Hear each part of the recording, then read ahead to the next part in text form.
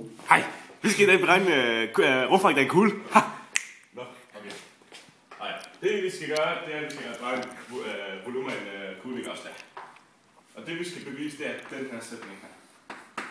Ja, vi skal bevise, hvorfor vi beregner volumen af en kugle således her. Kan vi godt læse det? 4, 3D, 9 gange er 3. Yes. Så det vi starter med at gøre, det er, at vi tegner vores tegning.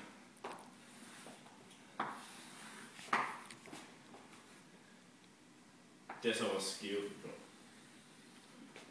Det her ligner ikke en kugle. Men for at vi skal få det til at ligne en kugle, prøv at du skal se.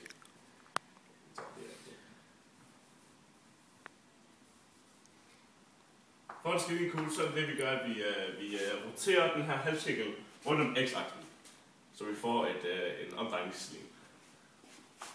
Det vil sige, at det kommer til at ligne en kugle. Og den her del her, det er vores radius, og det er så den giver radius. Så kan det jo vores længder for at få en volumen, det gør ved at integrale. Og den siger, at det vi kan regne ud således volumen gange pi gange integrale af vores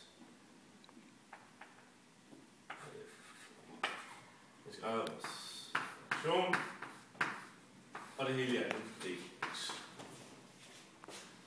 Men vi har jo ikke nogen funktion, så det vi gør, det er, at vi skal finde vores funktion, sjovt nok.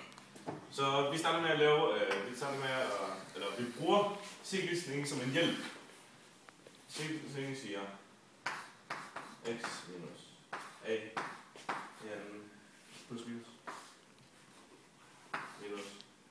y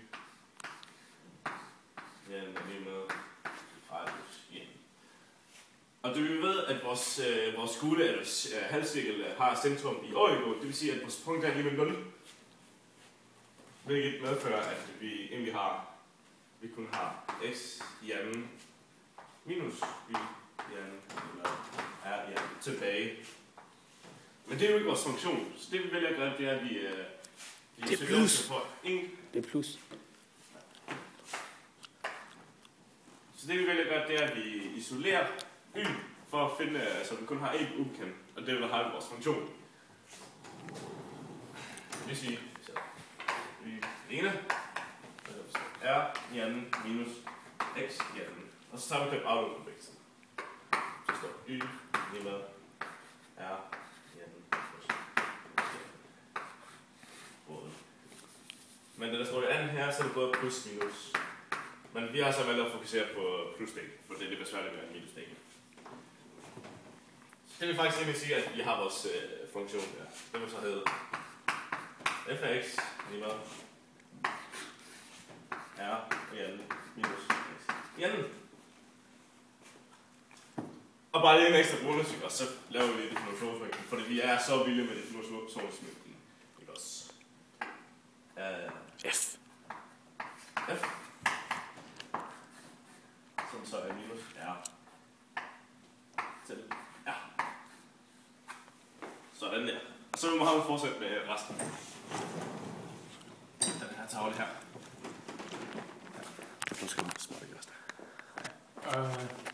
og så for at beregne kuglens omfang, eller den der, vi lige her kuglens omfang, så skal vi bruge den her med differentialregning. Så vi starter først med at sige v det er med pi gange skal du smart. Den differential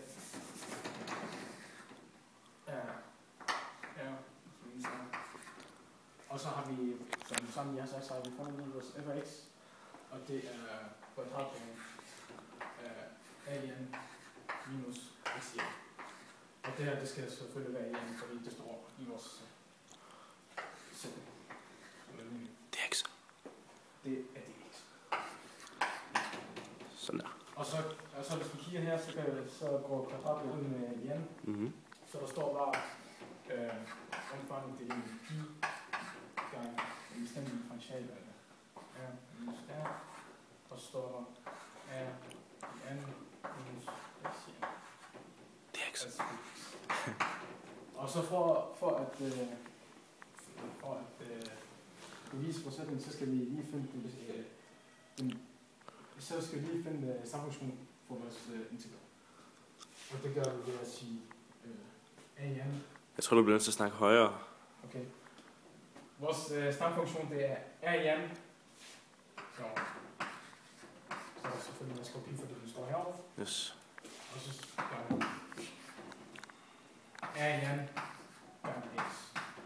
Og så minus en tredjedel x i tredje. Så kommer vi vores grænse lige her. Og det er r, og så minus r. Ja. Og så det vi gør herovre, det er, at vi indsætter r i x's plads, og så i hele sammen den stamfunktion. Og så det samme gør vi med minus r og tager vi for det. Yes. Og så er det minus r, og så står parentes. Jeg tror ikke, den kan høre dig, men det ved jeg Stor ikke. parentes, og så r i n gange r. Råb. Minus r. En tredjedel. R i tredje. Og så skal der stå minus. Stor parentes. Og så bare det samme igen. Bare minus r. R i n. Parentes minus r. Og så minus. En tredjedel. R minus r i tredje. Stor parentes. Og så når vi reducerer den her, så vil vi bare give vores sætning der volumen. Og det er bare med 4 tredjedel gange pi gange 2 gange a i 2. Sådan, så er det færdigt.